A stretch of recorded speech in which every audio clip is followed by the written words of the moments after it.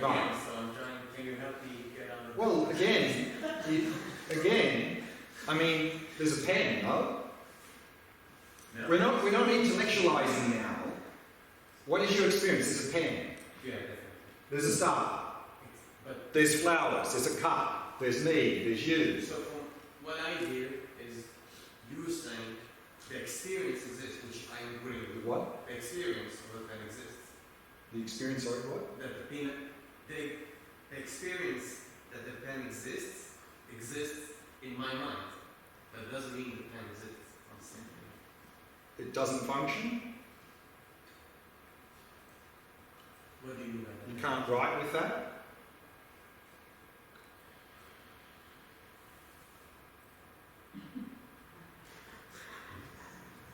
Yes, you can. Well, then it functions and it exists, no? Isn't that how we define existence?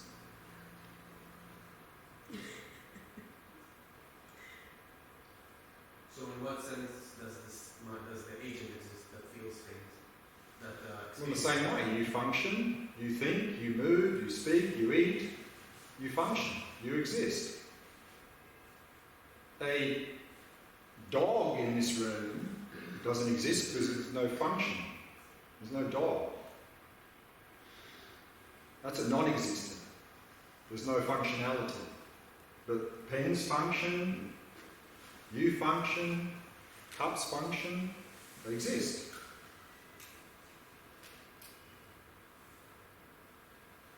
I mean, in a sense, you can say that they function also in my mind. Like, for example, This pen functions in your mind. in a sense, yes, maybe it doesn't function. All I perceive is, Is this pen in your mind? I mean, maybe that's the point. Well, is it this pen? If If you drew a mantra, if this were a dream, then I would say also yes. Hmm? Okay, well, let's go to the dream analogy. Still, I would say it exists, right? It's the same thing. How can I know if I'm in a dream or not? Like, what's the difference between now and a dream?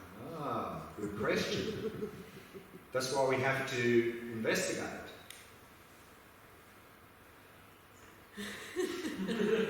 In what sense? Through meditation.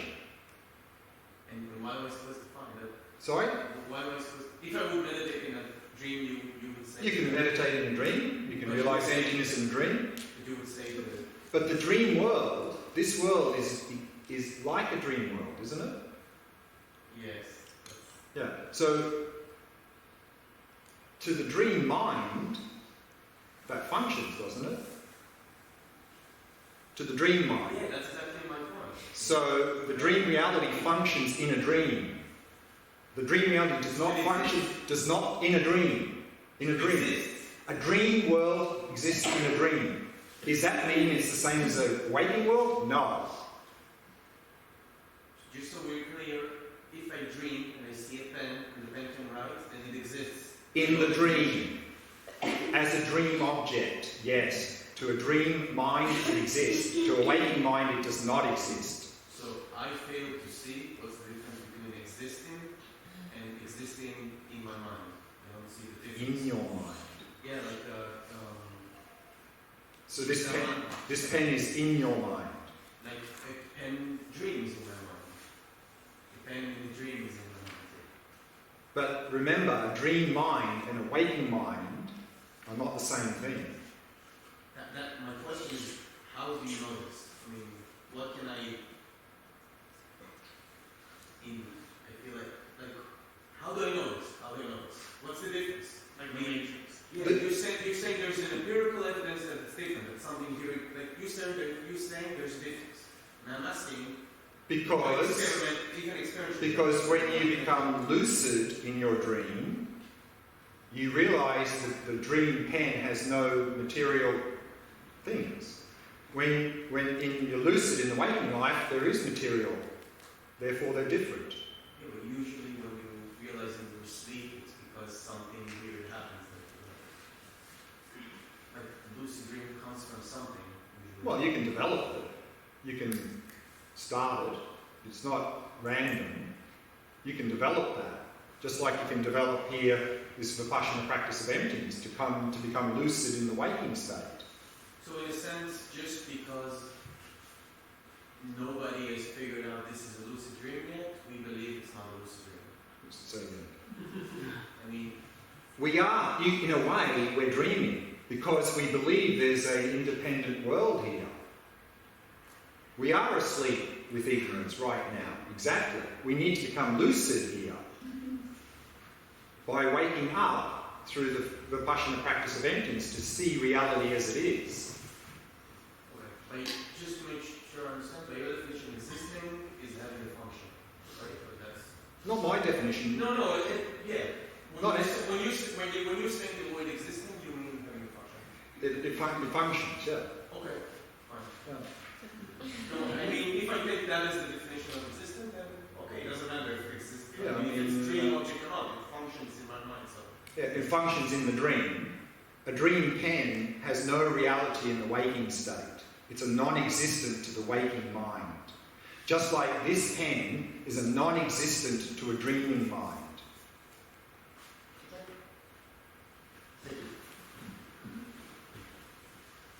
So I have a question for lunch break and a follow-up question. Sure. So by assuming we had a glance of the reality of no self or an ignorant self, could you say that generating a feeling, like pleasant, unpleasant, or something like that, is having a misconception about reality because it's like an ignorant thing to do? You lost me. Generating a feeling. Generating, like having a feeling. Like, so something or pleasant something, comes, yeah? is actually a misconception of reality. No. A feeling is not a misconception. Misconceptions follow feelings if we have ignorance. A feeling is not a misconception.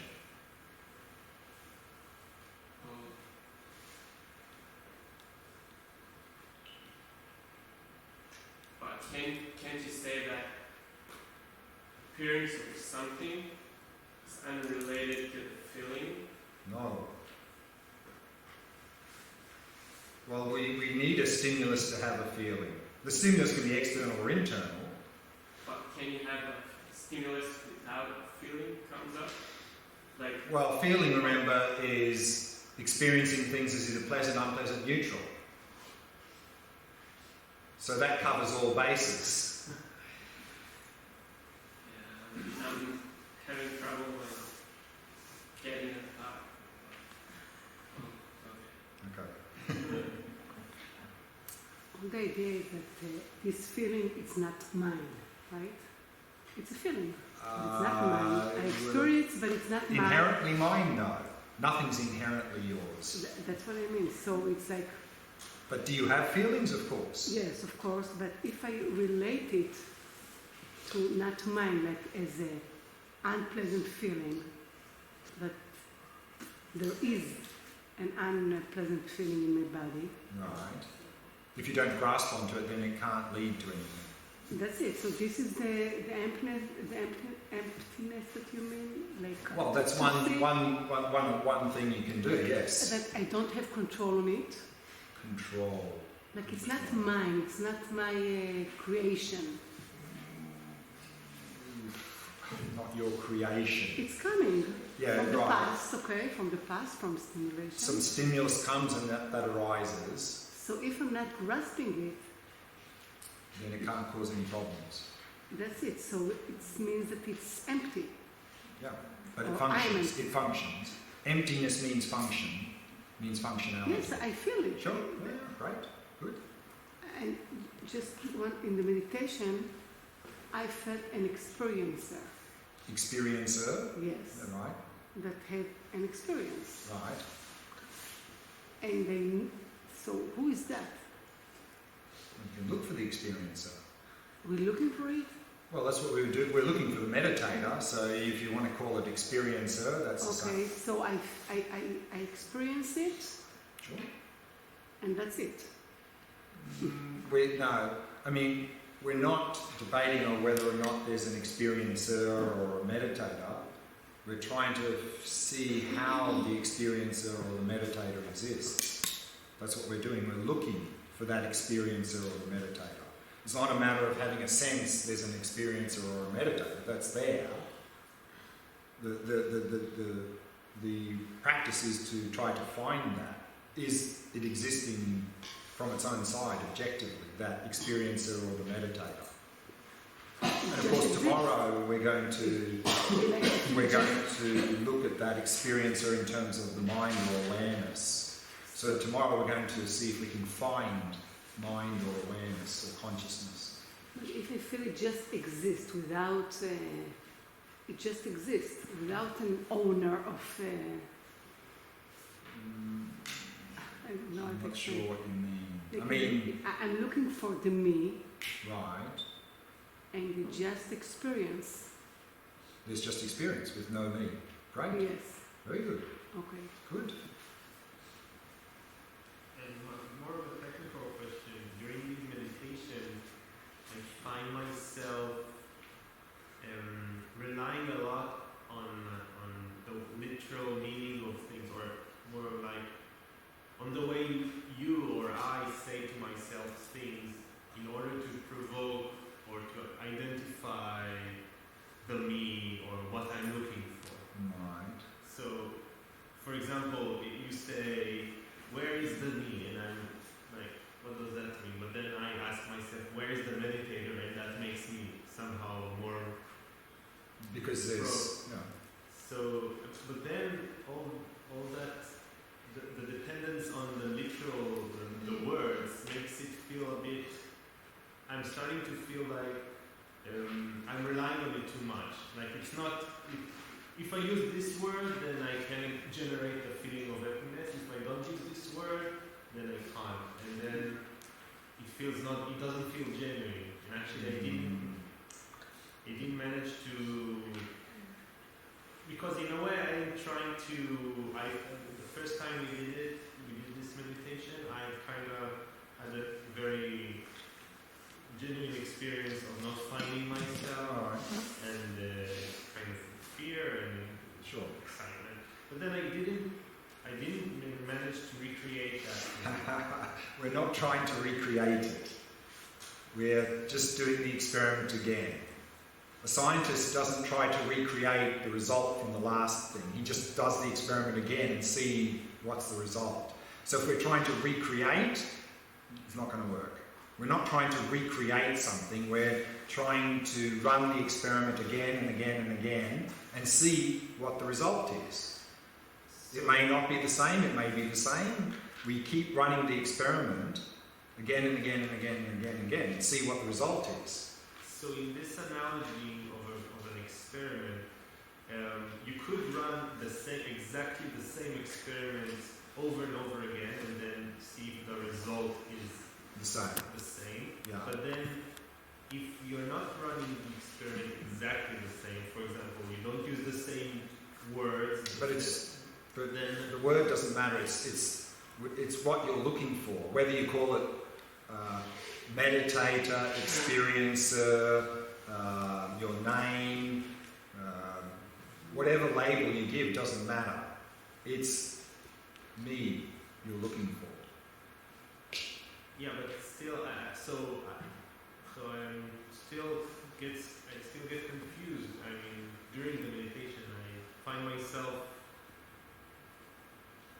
not relating to this me, or sometimes I start thinking about other things like me as the soul, or me. But we see, we're not relating to some idea when that word comes. We're trying to just the sense of me, the me that seems to be here. That's what we're looking for. We're not sort of looking for some abstract idea of what a meditator might look like, or what a soul might look like, or then we've just gone into philosophy, intellectual. Okay. So the idea, of course, is to get a clear picture of the me that seems to be here. That's what we're looking for. What name you give that is irrelevant. Yeah, but okay. When I experience that, when I give it one one name, it helps me when I need to. Well, then give it whatever name helps you. Yeah. But then it feels to me that it depends on the name, not on the It feeling. doesn't depend on the name, because the name is just a label we're applying to me. So you can leave that out, in fact, the label. The overall experience is that the results of this experiment are more big, are more the results come from the way the experiment was made, not from how, like from the settings and not from the actual experiment. That's how I feel it. That's why in that 4 essential points, the first one, identifying the target, is the most important. Okay. So if we don't get that right, then of course we'll have all sorts of funny results. Okay. So that's what we need to spend a lot of time on, just that first bit. And that seems to be where you're having some difficulty. So that's where, in fact, sometimes they say for beginners, don't even bother with the other 3 points. Just do the first one for the whole session, for many, many sessions, maybe for weeks at a time. Just get very familiar with this me. Just stay there and get very familiar. Because if you're not very familiar and then you start throwing different names on that, you may get very confused. But if you're very familiar with it, then it doesn't matter what name you give to it, because you know this is what I'm looking for. I have a question that I think is related to all the things that you mentioned, and also like about the searching. The searching. Yeah. When you look at the car, it doesn't seem like it changes. Like it changes, right? Mm-hmm. And when you think of it, yeah, it changes through like a long period of time. Mm-hmm. But when you look at it with your eyes, physically, it changes all the time, because the eye can't really look at it and sustain like the focus is the same, and it changes all the time, everything, because our ability to perceive things. So when we're searching, we need to focus on like the experience of changing, or the actual changes, the actual change. So we're talking about the practice, the emptiness practice, where we're searching for something that exists from its own side. If it is different through different meditations, so if you can explain like which meditation is like we're supposed to use each one of the stage, the different stages. I think you sort of lost me there somewhere. Yeah. So we can stage the experience of changing, like Yeah, but this emptiness practice. no, I asked in general about the activity that we're supposed to do, like the searching that we're supposed to do. The searching in this Vipashyana practice of emptiness. I guess it's not only in emptiness, also in impermanence, and also in Shamatha, maybe. Yeah. Okay. I mean, in the impermanence practice, we're not really searching at all. We're just looking. Yeah, no, but we're looking for the me. So it's Not in kind of the searching. impermanence practice. What? Not in the impermanence practice. No, but no, there is a difference between all the practices. Right. So in the impermanence practice, we're not searching. We're just looking. Yeah, alright, but So. but my question is, like, can you explain the difference in the, like, I think there are a lot of confusion here for all of us Right. about how to search or how to look or how to, you can call it, Search. how to observe, how to, yeah. Yeah. So again, here with this emptiness practice, because emptiness is what's called a slightly hidden phenomena, meaning we can't just look and see emptiness. We need to investigate, we need to search. And there are many ways to do that. We've today picked one way, and that is that, and we're using the person. I mean, you can, emptiness practice, you can search anything, but we're starting with the person because that's where it's recommended. So when we do that search, the way we did it today was, if there is a me here, then it must be findable. If anything exists objectively, you must be able to find it. Yeah, but how the switch is... Well, I haven't cut that yet. So it must be findable. So we must be able to search and find it. And if the me exists here, there are two places we have to look. Either the same as the body and the mind, or different than the body and the mind. And so what we did was we searched first same. And if it's the same as the body and the mind, it must be either same as body or same as mind. So we look in the body. Can you find me in the body? No? Okay. Look in the mind. Can you find me in the mind? No. So therefore it's not the same as the body and mind. So the only other option is it must be different than the body and mind. So you must be able to take away the body and the mind. Yeah, but I'm asking about the way of searching.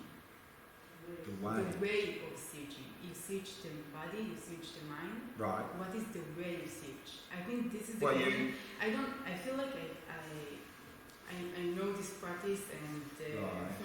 so I feel like... Well, you look in every part of the body. It's like if you're looking for a cup here, you search every part and you go, is this bit here a cup? No. Is this bit here a cup? No. And then you may divide it how you like. You may go, okay, is this bit here a cup? No. Is this bit here a cup? No. Is this bit here a cup? No. So you've looked everywhere here and you didn't find a cup. You can, yeah, that's how you search. You can break up the search however you like. You can go, is the head me?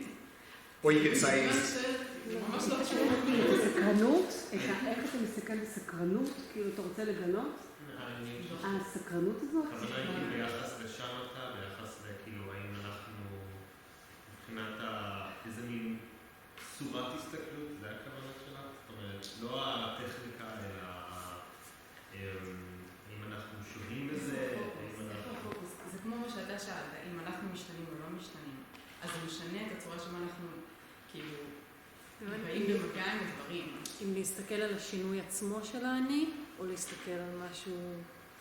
כמו שדיברת על הכוס, שאנחנו לא יכולים להסתכל לאורך זמן. הכוס זה כנראה שדוגמה טובה. אנחנו לא מחפשים לשינוי. אני יודעת שלא מחפשים לשינוי. אני יודעת, אבל השאלה היא האופן שבו מחפשים. אני חושבת שאם אנחנו נצטרך...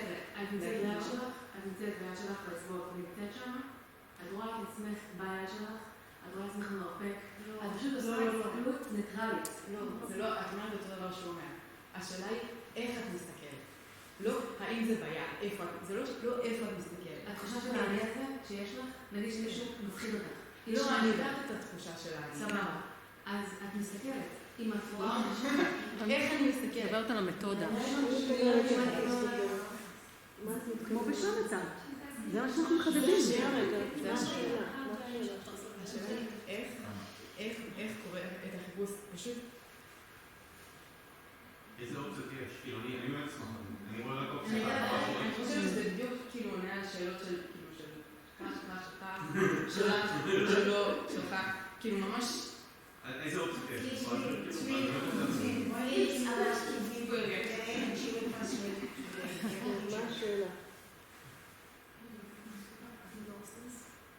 כאילו אני לא יודעת לשאול את זה, אבל בגדול, אם אנחנו מסתכלים על הכוס, אנחנו יכולים לראות שזו דוגמה, אוקיי? כאילו אני יודעת שזה שונה. מה? לא דוגמה, אני לא יודע. בואו נחזור לפורמט של הלימוד.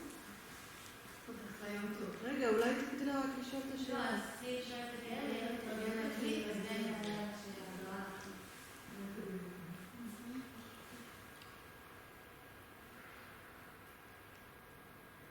אני מסתכלת על